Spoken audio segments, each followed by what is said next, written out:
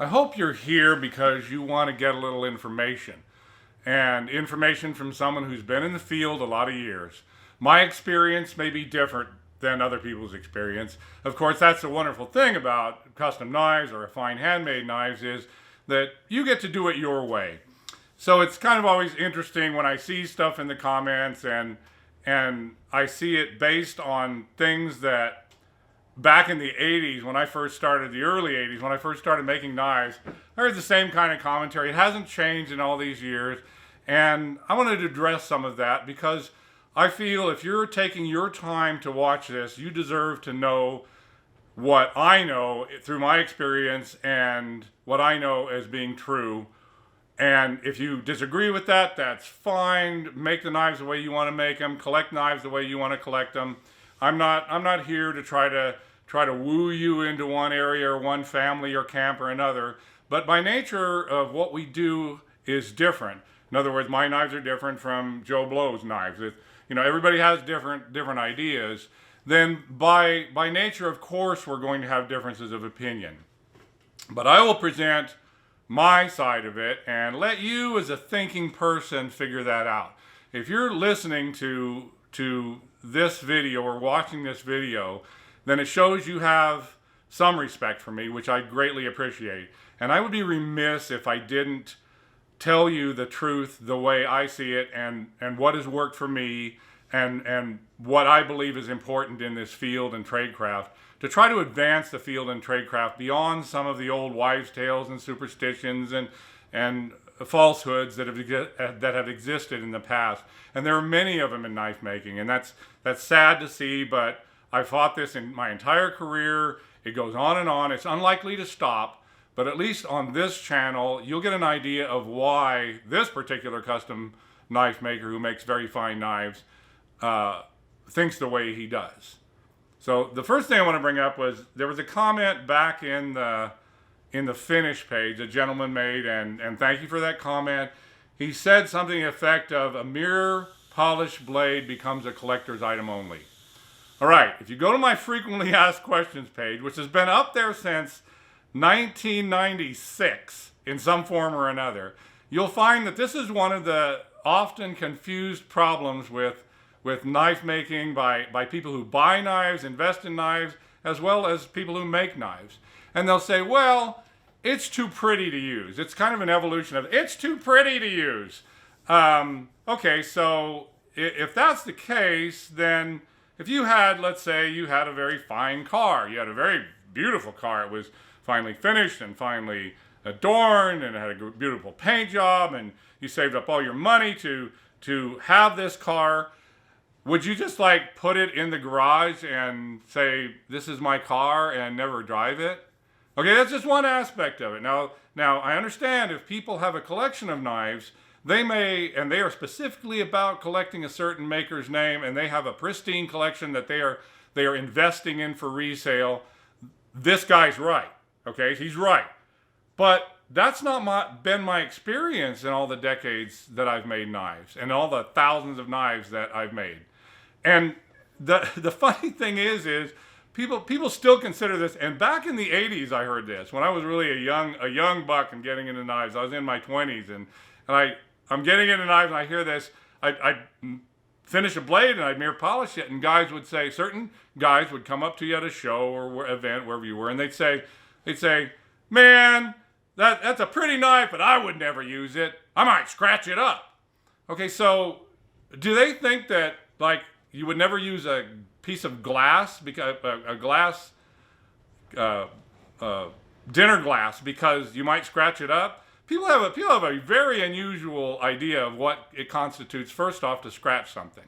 So we're going to talk a little bit about abrasion. We're going to talk about scratching and stuff, but this afraid to scratch is just a bunch of nonsense. And I'll tell you why. If a knife is properly hardened and tempered, it's difficult to scratch it. The only thing that will scratch it is something that is harder and more abrasive. Well, what does that mean? That means, of course, things like a diamond would scratch it. Well, how many diamonds does the knife incur?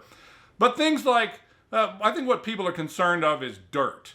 they're thinking, well, dirt, sand is in dirt, and sand has quartz in it and some other minerals. And believe me, I know a lot about minerals. We're going to get into that at a later time, since I've made more gemstone handled knives than anyone who's ever lived. So we're going to get into minerals, but say quartz. If quartz scratches it, by the way, a hard knife, a quartz won't scratch it. And I'll tell you why in a later video, but it has to do with the rankings of hardness and wear resistance. But what will scratch it? Well, a silicon carbide will definitely scratch it. Aluminum oxide will definitely scratch it. Ceramic metal in a belt will definitely scratch it. Sandpaper will scratch it, because those abrasives that I just listed are in sandpaper. So, but the idea is it's too pretty to use. If I use it, somebody's going to think I'm a pansy. I've heard all kinds of stuff over the years. It's really quite funny. And yet, my most requested finish has always been mirror polish. Well, why is that?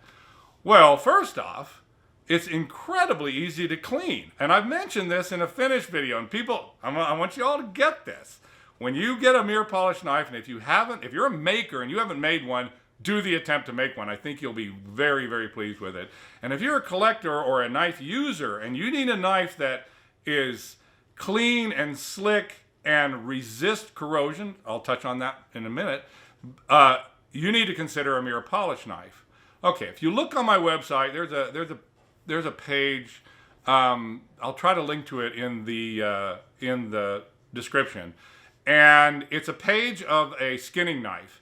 And the skinning knife is a thing of beauty. It's fully engraved. It has a petrified wood gemstone handle, petrified agatized wood, just gorgeous.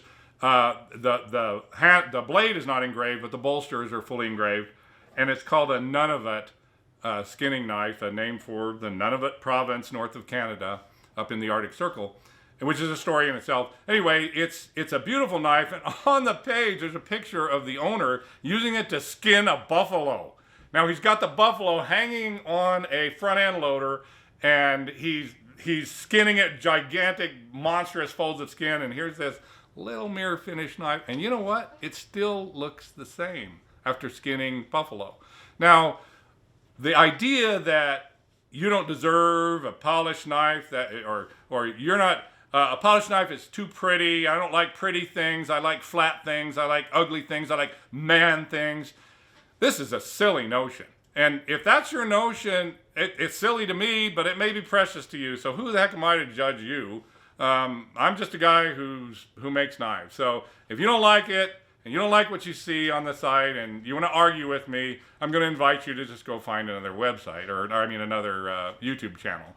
Because I'm not here to argue stuff. I'm here to present what I know as fact from 47 years of professional custom knife making. Now, 38 as a full-time business.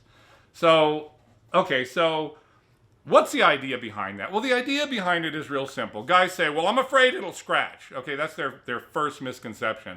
They've either never had a fully hardened and tempered knife with a very good hardening process, heat treating process, or they've had knives that will by nature are softer and they will scratch. So, but a mirror polished knife doesn't have to scratch, and even if it does, it's not scratching that occurs with it. On my chef's knife page, I show a picture set of a knife that I have used personally in the kitchen for decades and decades. And it had a mirror finish when I started, and now after all the decades, and by the way, people coming up and scrubbing it with stainless abrasion, visitors, family members, I'm going to clean your knife, and then you stainless steel abrasive pad and Ajax and Scotch-Brite and all these abrasive things, and there's just the lightest fog on the finish. But the important thing is it cleans just as easily as it did when it was brand new. So if you plan to use a knife and you're real concerned about the knife scratching, why would you have a custom knife in the first place? I don't care what kind of finish is on it. Think about this for a second. Okay, well, I don't want to scratch my knife, so I'm going to invest in a knife. This knife maker tells me it's not going to scratch because why? Because it's pre-scratched. That's called a sanded finish. Now, no matter what kind of name you use for these finishes, you may have a fancy descriptive name for the type of sanding you do, but generally speaking, there are only a small group of finishes for metals, and we can look to the jewelry industry for that. The jewelry industry has all these different kinds of finishes. That's kind of where that Knifemaker gets some of his information from. And jewelry has been finished in a myriad of ways. So I'll look over here at my list every now and then to tell you what they are. So one of them is blasted. Okay. All of my tactical knives are blasted, and I explained that in the other video, except for a few that were requested to be finished a different way. And by the way, some of them are mirror. And the reason is they don't want it reflective. Good reason not to have a mirror finish. You don't want a reflective mirror telegraphing your position. Understood? That's one for the no mirror crowd. Now, will a blasted finish show scratches if it comes in contact with something harder than the steel? Well, of course it will. So now you have a blasted finish, which was pretty and uniform, and now it's got some scratches in it because you've used the knife in the field. And by the way, some of these guys are crazy about knives. I knew a guy I made a knife for, his beautiful knife, and he was a fisherman, and he had this beautiful mirror polished, high chromium stainless bladed knife that I had made for him, and interestingly, it had a petrified wood handle, agatized petrified wood, very hard. And when he was done using it while he was working on the shore, he'd shove it in the ground. I mean, people are crazy about knives. They do strange things. I want you to be aware of this. But anyway, so there are only a handful of types of finishes. Now, you can call a knife satin or some other hip slick word, pre-fog, the French word finish, the Japanese word finish, the whatever. And it's sanded, okay?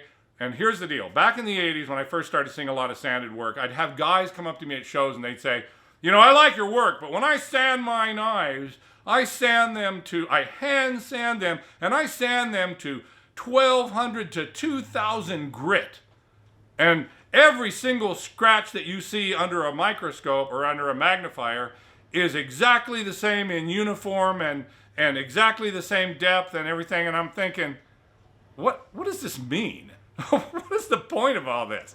And what they were doing is they were arguing about mirror finishes because they looked at my mirror finishes and they said, oh no, we don't like this. I can't do this. I don't want anyone else, another potential client, to see your finishes because your finishes are really good. And boy, I don't want to do that. That's going to make mine look bad. So I must disparage your finish and tell you that it might get scratched. And by the way, a uniform sanded 1,200 grit finish can also get scratched if it encounters something that is harder than the steel. So that's kind of ridiculous, but that's just sanding. But you'll find other ways to finish blades. You can chemically etch them. You can take the blade. I've seen this before. You can etch them with mustard. I've seen this before in the knife and the chef's knife field. It's hilarious. A guy's like, well, I'm gonna show. This is a carbon steel knife. It's gonna rust like crap in the kitchen. I know it's not food contact safe because it's carbon steel, and that's not food contact safe. But anyway, I'm gonna pre-rust it, pre-corrode it by slathering on some mustard. Now, this is a jewelry maker's technique. Maybe you didn't know that. If you really want to learn about jewelry, buy a book called Jewelry by Oppi Untract. Now, this is a book that was published in the 70s, and it is literally this thick. It's like, I don't know, 1,600 pages. I don't know. It's huge. And it has all kinds of techniques and stuff from the jewelry field and ways of finishing metal. So we can etch metal.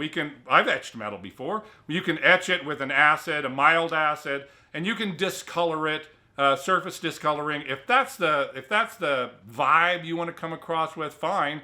But it does not make it easier to clean. It does not make it more corrosion resistant. Now, here's the big one. Mirror finish has ultimate corrosion resistance. And in my knife clients, I don't know about if you're a maker, I don't know about your knife clients, and if you're a collector, I don't know what kind of knives you collect, but corrosion resistance is the number 2 factor that people consider when they're asking about a custom knife. And I learned this early on. When I was making knives out of leaf springs. I had mentioned in one of the comments that my earliest knife, somebody said they were making knives out of leaf springs. Yeah, I did that too in the early days. I would take a leaf spring, 100-point carbon steel is generally what they were on old vehicles. And then you heat it up with a, say, oxyacetylene torch, you relax it, and then you cut it out with either a saw or grinding, and then you hand grind it down or use an angle head, big old angle head grinder to grind it down, sanding flapper wheels to finish, hand sand it and everything. and it rusts like a maniac if you get it wet, because it's carbon steel. It doesn't have any. So some of the first things that clients ask of me is, can you make this in stainless steel? If you look at the development of knives over the decades, over the centuries, the lean has always been towards stainless steel. Well, why? Because it won't corrode. But stainless steel got a bad name, and it got a bad name because the first steels that they started using for stainless in the 1950s, from the 1930s to the 1950s, stainless steel came on board about in the 20s. There was even, I think I read there was even a stainless steel train. Anyway, just covered with stainless steel. It was a big novelty.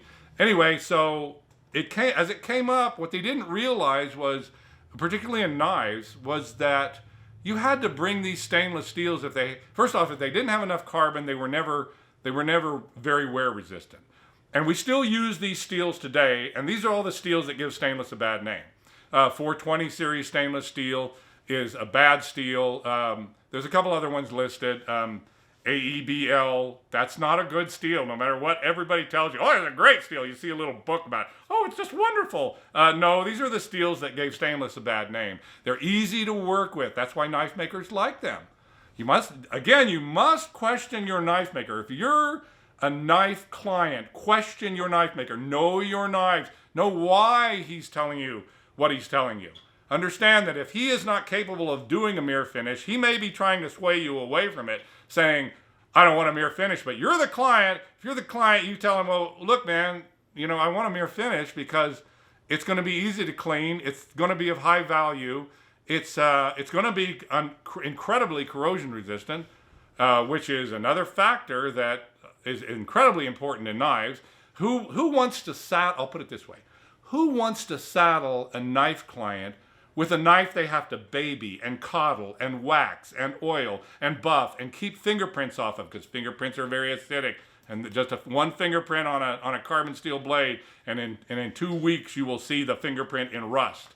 So they're all, and we're going to talk more about. We will actually talk more about this. There's so much more to this. Anyway, so let me go back on to the other finishes.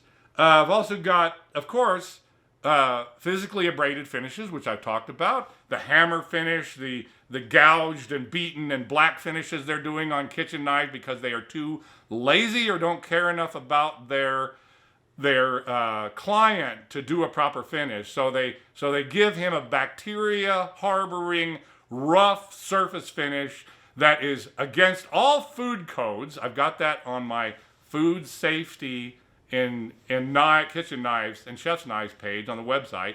A lot of people hate me because of this. I don't care. I'm too old to care. So you've got a lot of people who can't stand this because they found an easy way to finish a knife, and that's to hammer it and scar it and scratch it up and get the distressed look in it. And that's not a clean style. And the clients that I deal with, maybe the clients you deal with will use an old beaten spoon do they ask, let me ask you something. This is a great question to think about.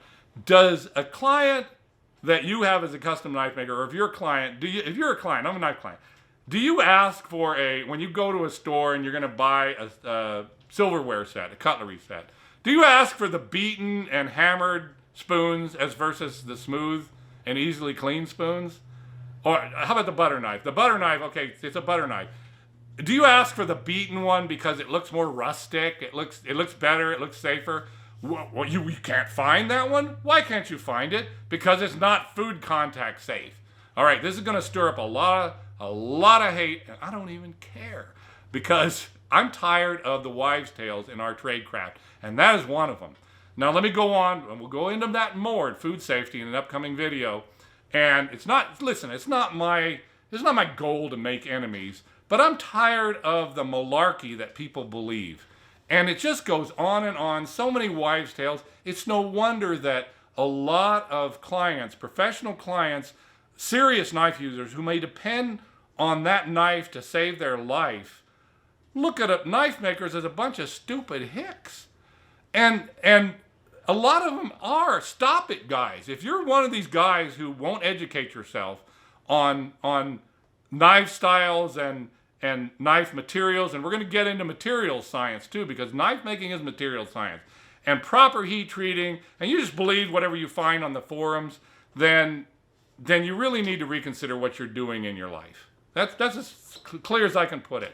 And if you just like to make, rough-looking, rustic hobby knives, that's great. But don't call them fine knives, and don't even compare them to a finely handmade knife. Do not even try, because there is no comparison. They're worlds apart.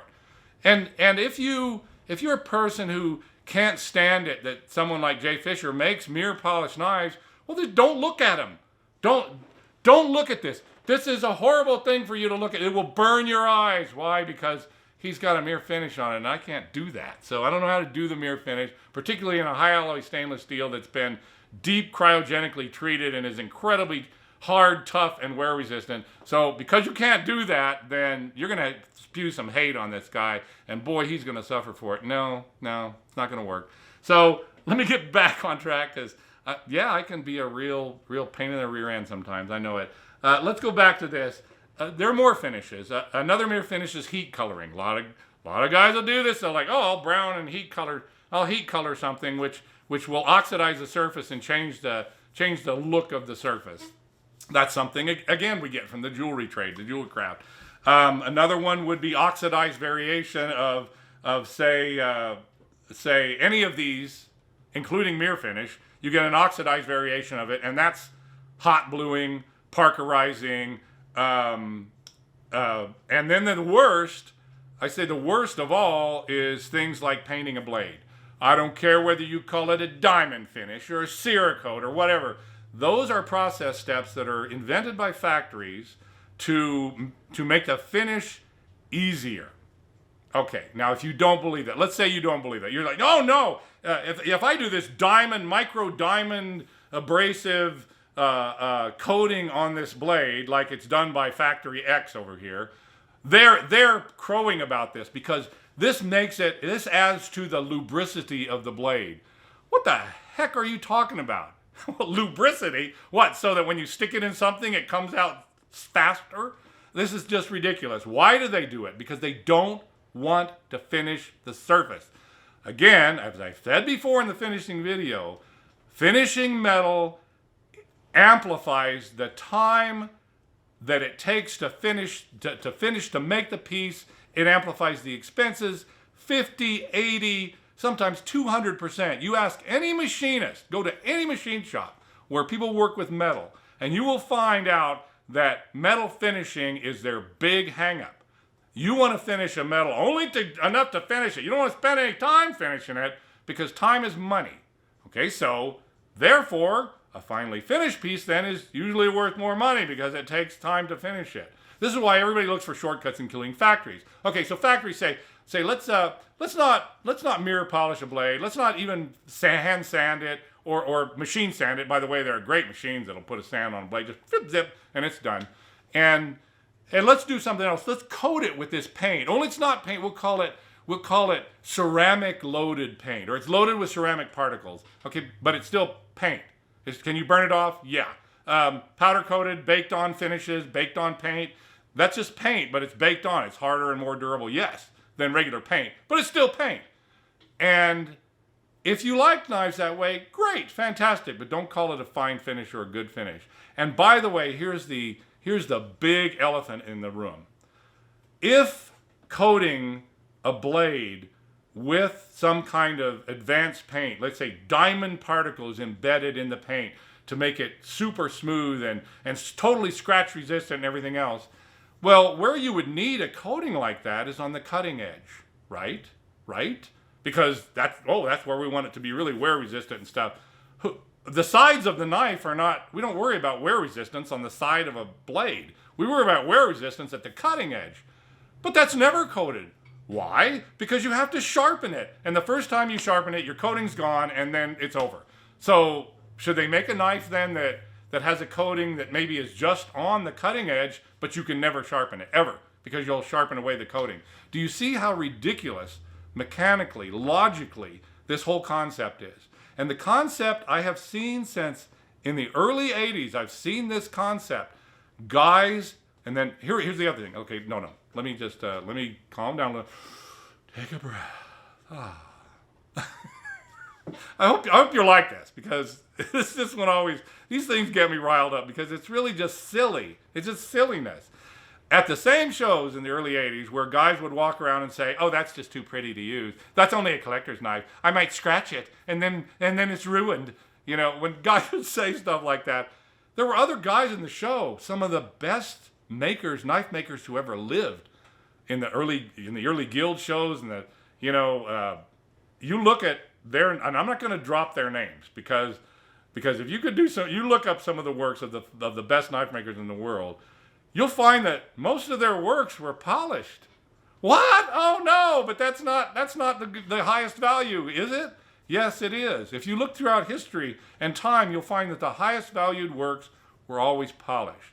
Now, does that mean you can't use them? That's a silly concept. A knife is made first and foremost as a tool. It's made to be used. So the mere polish on it actually makes it easier to use because it's easier to clean. It's really simple, and it's more corrosion resistant. It's more corrosion. You can see the steel by the way, that's another problem with painted finishes. You don't know what's going on under that finish. I mean, steels like stainless steel, they work because they have a reaction with the oxygen in the atmosphere. As soon as they're exposed to the atmosphere, they form things like chromium dioxides, and these are passive molecules that protect the surface of the steel from corrosion embedding deeply into the steel and eating away inside the steel where there is no oxygen. If you coat a blade with a paint, even if it's stainless steel, I've read studies where it says that underneath that stainless steel, some stuff can go on that you'll never see that eventually is going to be destructive to the knife. By the way, that's the way the best dive knives are passivated. Passivated means removing all of the corrosion capabilities from the surface of the steel in as much as physically possible. Maybe we'll talk about passivating one of these days. But the idea it's too pretty to use, it needs to go away. We need to fold that book up. We need to say, no, that's an old wives' tale. If you don't like a mirror finish and you want a sanded finish, more power to you. But don't try to spank guys and say, oh, I would never use it. No one would ever use this knife because it's a mirror finish, because I know I have a lot of clients that use their knives. There are clients that carry $6,000 folding knives and they use them every day. Maybe the mindset here is a little bit limited. Do I carry a $6,000 folding knife and use it every day? No, I can't afford to. Why? Because I'm in the business of making knives. If I have a knife available, I'm going to try to sell it because my family needs fed. See, I'm not living in the realm where I am so wealthy or so doing so well that I can do that. But I know guys who are in the military that are using, and they don't get paid crap, and they're using mirror polished blades and etched blades and beaten blades and sanded blades. And you can go and look on my website in the military and tactical and combat knives page, and you'll see a lot of knives that are mirror finished. Now I put some of those up there for the reason of comparing the patterns, the pattern shape, and saying, oh, well, I like this, but I would like it in a flat black. Okay, that's completely doable. Understandable, great, I can do that. But there are some up there that have been used a long time, and you can see some minor scratches on the blade. The truth is, I guess we can sum this up really simply here. Any knife that's going to be used in the field is going to get wear on it. It's going to look like a fog. It might be some minor scratching. Again, deep embedded scratches, there's some problem there. It's been exposed to something extremely hard, or there's something wrong with the steel and it hasn't been properly hardened and tempered. And that's another discussion. But you're gonna see wear.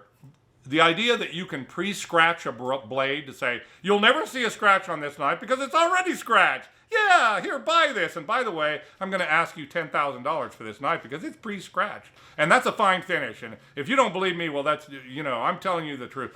You beware of these people. They are out there. There are guys who cannot mirror polish a blade, and they will tell you all the reasons that mirror polishing is wrong. There's guys who can't properly heat treat. They will tell you all the reasons that the heat treating is best if it's done somewhere else.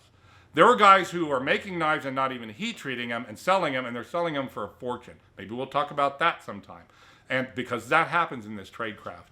And as a professional for all these years, I hate to see this. It gives us all a bad name. If you're a maker, don't disparage your trade craft by selling some kind of malarkey. Do your research. Dive in.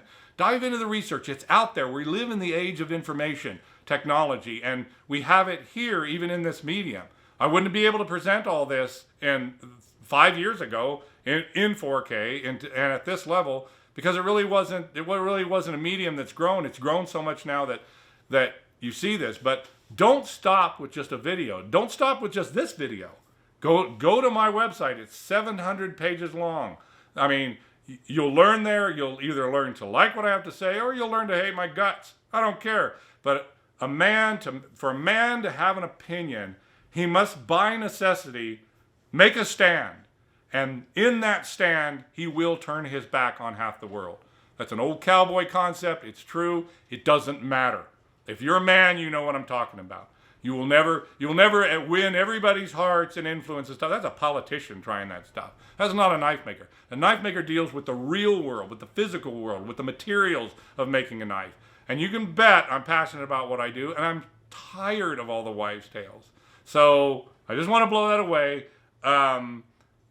And I'll do another one. I don't know how long this one is, but I'll see if I can do another one on one of the next topics. And it might be out of order for the list, but the 6 distinctions, but you'll understand why. And thanks for enduring my attitude.